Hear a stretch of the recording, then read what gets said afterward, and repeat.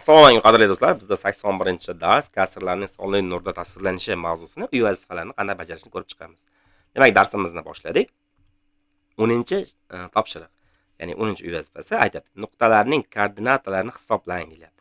Ularning koordinata nurida qanday tartibda joylashishini aniqlang, nuqtalar orasidagi masofani toping deyilgan. Xo'p, keling topshiriqni qanday bajaramiz? Bu nimani so'rayapti bizdan? Misol uchun, qandaydir bitta K nuqta deb turib, qavs ichida 11 desa, K nuqtaning koordinatasi 11 deb tushunamiz. Va bizda nuqtalarning koordinatasini mana shunday 11 yoki qanday sonligini misol ko'rinishida berib qo'yilibdi. Demak, mana shu misolni bajarsak, biz o'sha nuqtani koordinatasini topgan hisoblanamiz. Dastlabki nuqtamiz A nuqta. A nuqtamizning koordinatasi 4 ko'paytiruv, qavs ichida 339 bo'luv 3 qo'shuv 15 hamda bo'lingan 2. Demak, hisoblashni amalga oshirishimiz kerak. Hop, birinchi holatda biz 339 ni 3 ga bo'lib olamiz. 339 ni 3 ga bo'ladigan bo'lsak, bizda 4 ko'paytiruv 113 hosil bo'ladi. 113 qo'shilgan 15 bo'lingan 2. Keling, buni qanday hisoblaymiz? Hop, demak, 4 ko'paytiruv 128 bo'lingan 2. Mana shunday holat paydo bo'lsa, ko'paytirish va bo'lish teng kuchli amallar. Ya'ni birinchi xohlasangiz ko'paytirishni, xohlasangiz bo'lishni bajarib olishingiz mumkin. Ya'ni bu joyda misolimiz xalaqit qilmasa bo'ldi bizga. Menga oson varianti 128 ni 2 ga bo'lib olish. Ya'ni yozaman 4 ko'paytiruv 128 ni 2 ga bo'ladigan bo'lsam 64 hosil bo'ladi. Endi ko'paytirishim ancha osonlashdi. Ya'ni 4 ni 64 ko'paytiraman. 4 ta 60 240, 4 karra 4 16 qo'shib olgan bo'lsak 256 bo'ladi. 256. Demak, A nuqtamizning koordinatasi 256 ga teng ekan. Mana bu holatda yozib qo'yaman. Demak, biz birinchi nuqtaning koordinatasini aniqlab oldik. Endi navbat ikkinchi nuqtaga, ya'ni B nuqtaga. Hop, B nuqtamizning koordinatasini aniqlab olaman. B nuqtamizning koordinatasi 890 ayrilgan 475 bo'lingan 5 hop ayrilgan 205. Hop, mana bu holatdagi misollarda birinchi amal har doim bo'lish amali, ya'ni ko'paytirish va bo'lish birinchi tartibli amallar bo'ladi. Yozib olamiz. 890 ayrilgan. Hop, 475 ni 5 ga bo'lib oladigan bo'lsak 84 chiqadi bizda. 890 ayrilgan 95 bo'ladi. Bo'lish amaliga oshirganda 95. Undan ham ayrilgan 205. Hop, bir vaqtda 890 dan ham 95 ham 205 ayirgandan ko'ra qulay usuli 205 ga 95 qo'shib 300 deb ayirib qo'yganimiz bizga ancha qulay bo'ladi. Ya'ni 890 ayrilgan, mana bu ikkitasini ham 95 ham 205 ayirgandan ko'ra ikkasini yig'indisini ayirgan qulay 300 ayirdik deb tasavvur qilaylik. Demak, bizda 560 chiqadi.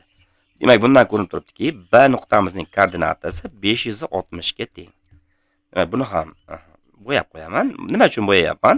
Hop, ozgina keyin tekshirgan paytimda qidirib qolmasligim uchun. Va endi C nuqtaga navbat keldi. Hop, C nuqtamizning koordinatasi qanaqa ekan? Yozaman. C nuqtamizning koordinatasi 220 ayrilgan qavs ichida 336 bo'lingan 4 ayrilgan 108 bo'lingan 4 bo'lingan 57. Hop, birinchi ichki qavs uchun bajaraman. Ya'ni 336 bo'lingan 4 ayrilgan 108 bo'lingan 4. Hop, mana shuni bajarishi kerak. Men sizga eng oson usulini o'rgatib qo'yaman. Hop, 336 ni 4 ga bo'l, undan 108 4 ga bo'lganini ayir deydigan bo'lsa nima qilaman? Hop, qavs ichida shunchaki 336 dan 108 ni ayirib, chiqqan javob 4 ga bo'lib qo'ysangiz o'zi kifoya. Hop, demak, ayirib oladigan bo'lsam nima hosil bo'ladi menda? Hop, ayirib oladigan bo'lsam 228 hosil bo'ladi.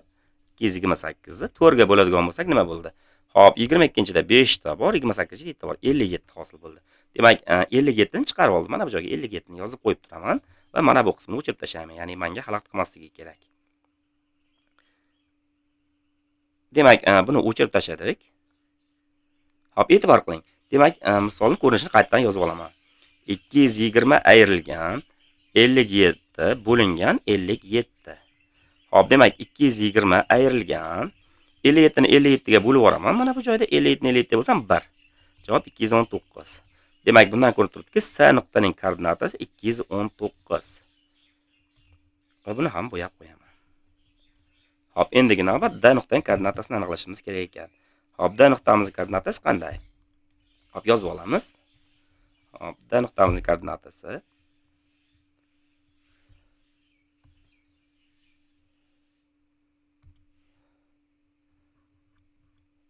5200 bo'lingan 13 qo'shilgan 67. Hop, mana shu misolning javobiga teng ekan. Hop, endi teng deb mana pastdan yozib olaylik. Joy biroz torlik qilyapti bizga. 5213 ga bo'lib yuboradigan bo'lsak, bizda 400 chiqadi. 400 qo'shuv 67. Demak, 467. D nuqtamizning koordinatasi 467 ga teng ekan.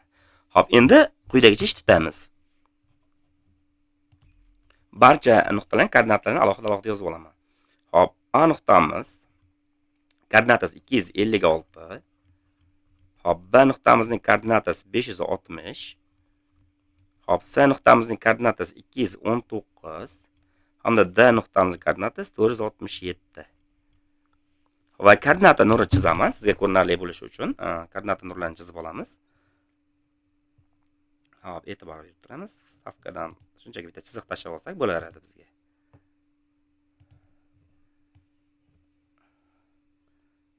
Mana koordinata nuri. Va endi nuqtalarni qo'yib chiqamiz. Assalomu alaykum, qadrli do'stlar. Darslarimiz. Endi mana bu koordinata nuriga sonlarni joylashtirib chiqamiz, ya'ni nuqtalarni deb aytaylik. Nuqtalarni joylashtirib chiqaman. Qarang. Hop, birinchi mana bu nuqta 0 nuqta deb oladigan bo'lsam, eng birinchi joylashadigani mana shu 0 dan 0 ga eng yaqin bo'lgan son, ya'ni 219 ekan bu joyda. Hop, misol uchun mana bu nuqtani hop A nuqta deb olsam, buni koordinatasi A emas, endi 219 say ekan. Mana joyda adashib ketdim. B nuqta, buni koordinatasi 219. 219 dan keyingisi A nuqta. Mana bu A nuqta desam, buni koordinatasi 256. Va undan keyin mana bu D nuqta. Hop, buni koordinatasi 467. 467 bu D nuqtamiz koordinatasi. Va undan keyingisi B nuqta. Koordinatasi 560. Va endi mashqimizning eng asosiy qismiga o'tamiz.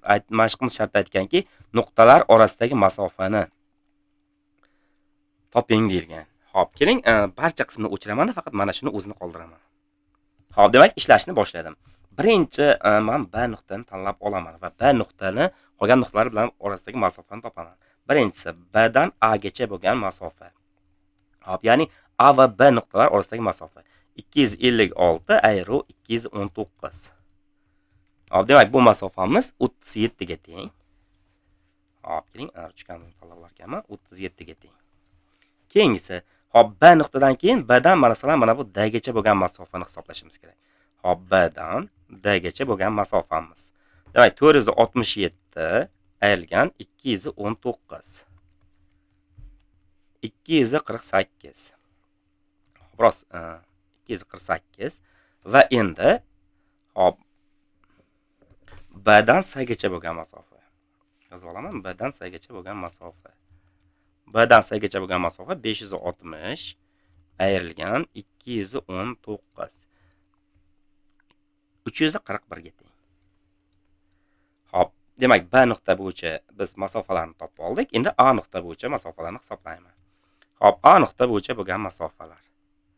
Hop, e'tibor bering. A dan D gacha bo'lgan masofani topish uchun birinchi qiladigan ishim 467 dan ayiraman 256 ni. 467 ayrilgan 256. Demak, bu 211 ga teng.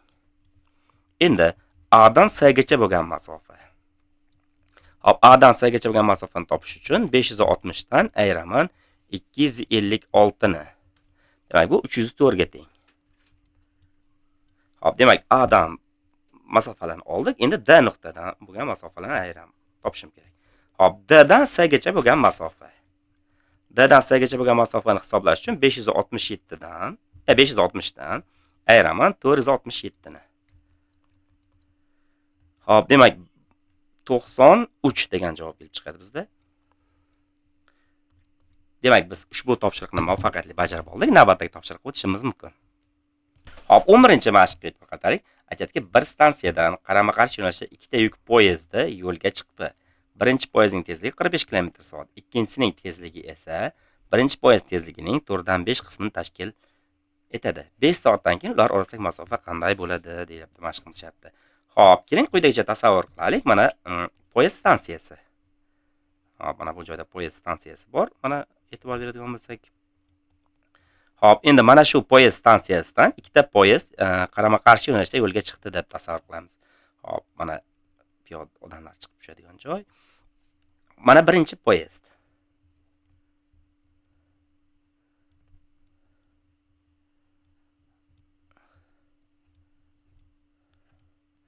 Hop, bu tomonga harakatlanyapti bu poyezdimiz. Mana bu tomonga harakatlanyapti. Ikkinchi poyezdimiz esa qarama-qarshi yo'nalish deganligi uchun mana bu tomonga harakatlanyapti.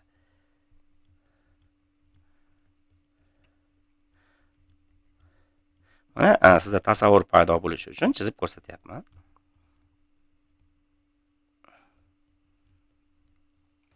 Hop, bu tomonga harakatlanyapti. Va birinchi poyezdimizning tezligi mashqimiz sharti aytayaptiki 45 km/s. Mana bu poyezdning tezligi 45 km/s.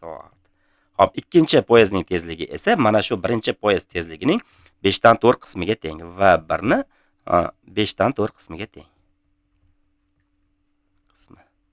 Hop, demak 5 soatdan keyin ular orasidagi masofa qancha bo'ladi deyilib mashq sharti. Hop, birinchi qiladigan ishimiz nima? Birinchi qiladigan ishimiz ikkinchi poyezdning tezligini aniqlab olishimiz kerak bo'ladi. Ikkinchi poyezd tezligi.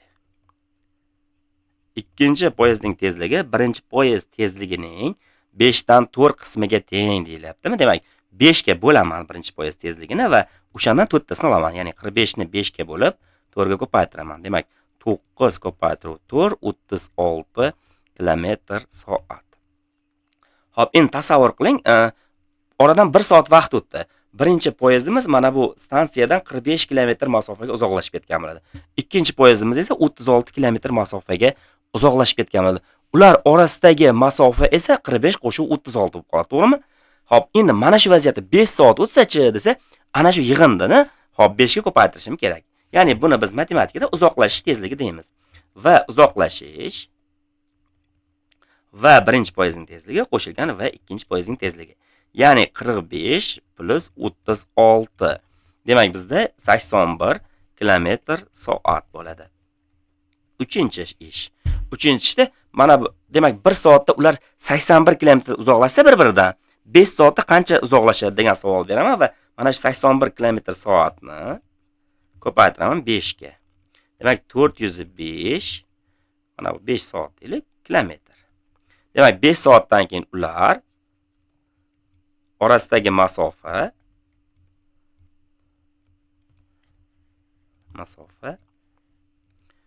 405 kilometr bo'ladi.